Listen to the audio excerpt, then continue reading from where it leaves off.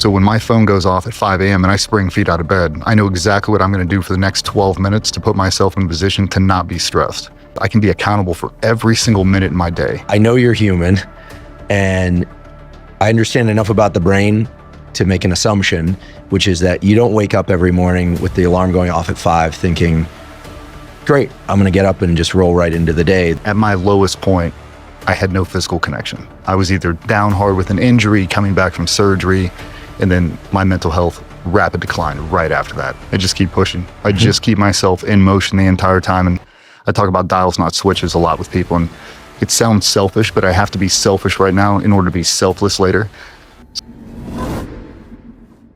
What's your framework on this thing that we call mental health? I'm not asking you to solve the mental health crisis in one swoop, but when you think about your own mental health, the people close to you, people you've worked with and the teams, how do you approach mental health as a concept and as an actionable thing? I've lived so many different stages in my life, high points and low points and everything in between.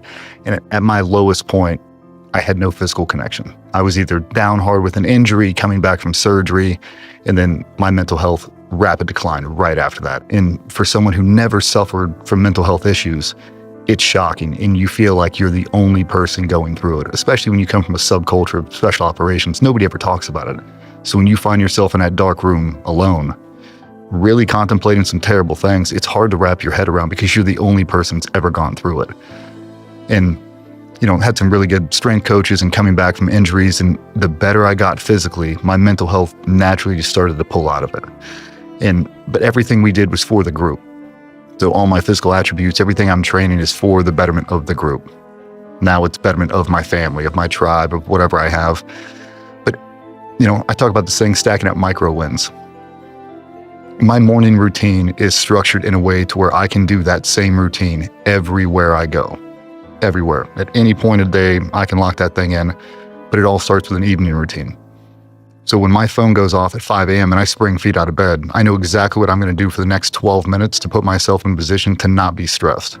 So I've got to power down my home life, and I've just got to think about what's coming next. So laying out the clothes the night before, my bottle of water is filled, my pills are out, my toothbrush is out, everything is set. So as soon as I get up, by the time I get to making my morning cup of coffee, I've done 25 things inside of my control.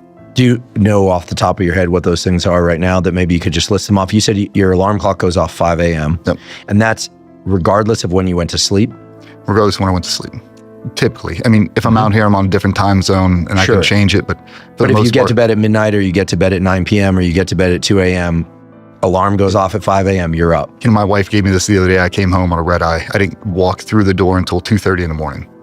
And alarm clock goes off at 5 and she rolls over and she's like, "What are you doing?" "I'm going to work." And she's like, "You can take a day off." I'm like, "No, I'm not taking a day off. This last 5 days is the first time in as long as I can, 20 years, that I've actually taken 5 days of not working out when I had the physical ability to do it. I've never taken 5 days off because I'm so afraid my mental health will drop. Something will happen if I leave that routine.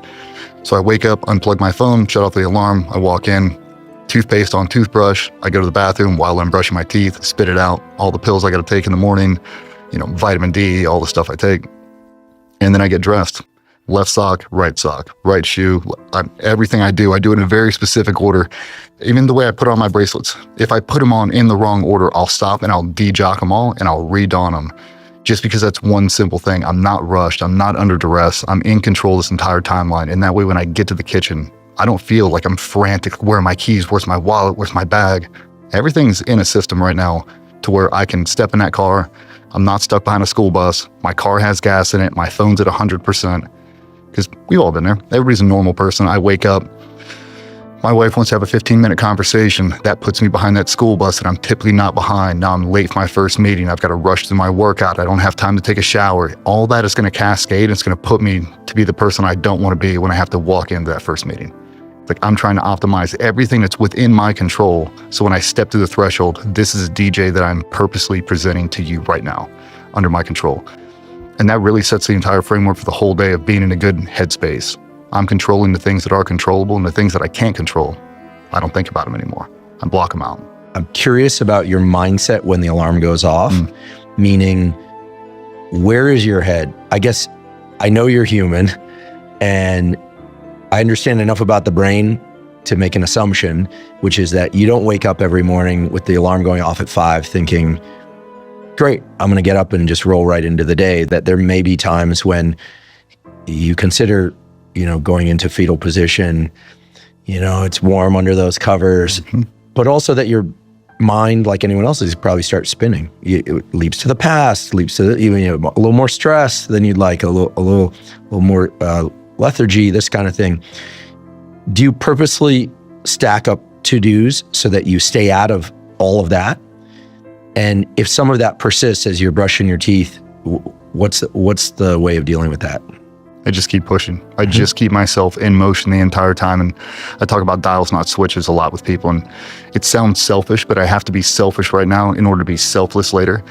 So I tell guys, as soon as that alarm clock goes off, I'm not thinking about my wife. I'm not thinking about my kids. I'm thinking about being as efficient as humanly possible. And I'm trying to hit that gym so I unrack at 0-7, the best version of me. And I can't do it if I'm thinking about a fight or an argument we had with the wife the night before, the kids and this and that. I have to be selfish right now because it's the only block I'm going to have for me to optimize myself. Because at 10 a.m., I'm going to get pulled from 50 different directions. It's the exact same thing when I go home. So now between the hours of 10 a.m. and 6 p.m., I'm only thinking about work. I don't think about my wife, don't think about my kids. I only think about the team and everything we're trying to do. At 6, you can watch, and I tell everybody, if you would put a hidden camera in my car, it'd break the internet. I do it every day. I slam that car in the park. I put my phone on Do Not Disturb. I check social. I check all my texts. I'm good. There's no phone calls. And I've got a 12-minute drive from door to door. Those 12 minutes, I put on Chris Stapleton, something that makes me feel good, that calms me down. And I pre-rehearse everything that's going to happen the moment I hit that garage door opener. Really? I do it every single day. I realize it's personal, but to the extent that you're willing, maybe share a couple of what you're rehearsing. Yeah. I pull onto the driveway, I slam it back in park, I check my phone one more time, and I tell myself, you're only going to have 3 hours from 6 to 9 to be the person they need you to be. You got to be a full-time dad right now. You got to be a full-time husband. And I don't get it right every time. Some days I drag that stuff home with me, two-hand texting frantically, but I really try not to. And before I hit that garage door, I tell myself, they don't know what's going on. They don't know the stress you're at work. She's had her own day. They've had their own day. I've got a daughter in 7th grade. I've got another one, 2nd grade. We got to work through this whole thing together. And it's like, what version of me do I want to present to them right now? I'm going to walk in, bags over my right shoulder. I'm going to clear the threshold and make an immediate 90-degree turn. And there's going to be that 7-year-old. And she's a huge ball of energy. She gets all shaken. She runs at me at full blast. And I pick her up, shake her, kiss her, 100% love. Take an immediate right in the kitchen. There's my oldest, usually eating something before homework's about to start. Give her a kiss, give her a hug, ask her how her day was. Straight to the room to see my wife. Because she gets a 30-minute buffer before she has to go upstairs and lock in with 7th grade homework. Check her. What do you need? If you can fold the towels, if you can start dinner, done. Boom, boom, boom, boom, boom. So my last interaction in the morning was positive. I left on a positive note. The first interaction you're getting at the end of the day is in a positive note. And regardless of how I'm feeling, if I have to fake it, I'll fake it.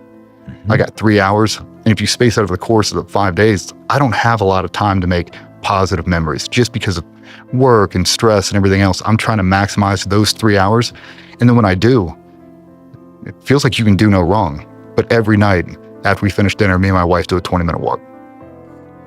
10 minutes for her. So as soon as we start it, tell me about your day. Everything she wants to vent through, everything we had to get caught up on. We hit the halfway mark right around this park, and then it's my turn for 10 minutes. Average human can walk a mile in 20 minutes. Helps circadian rhythm, helps digestion. Mental clarity. I'm not on my phone. There's no stimulus. I'm watching the sunset. But now it's 20 minutes just for us to reconnect, and we do it every single day. Unless it's a torrential downpour, we're doing it every single night. And our marriage has never been better. My physical health has never been better. And then my time with my kids, I can be accountable for every single minute in my day. Did I maximize that opportunity? No. Why? Because I drug that dude home with me from 2:30 in the afternoon. I drug him all the way home till 6. That's not who they need. They don't need a commando. They don't need a business owner. They don't need an entrepreneur. They need a dude that's going to have a tea party right now, or a guy that's going to talk about how difficult navigating 7th grade is. She really needs a husband that's going to be fully present, because I haven't been for the majority of our marriage. I've been gone 300 days out of the year. She really just needs a buddy who's going to help parent. And if I'm not mentally there, I'm never going to get there. So I set conditions where I can be the person I need to be, no matter what threshold I'm walking through.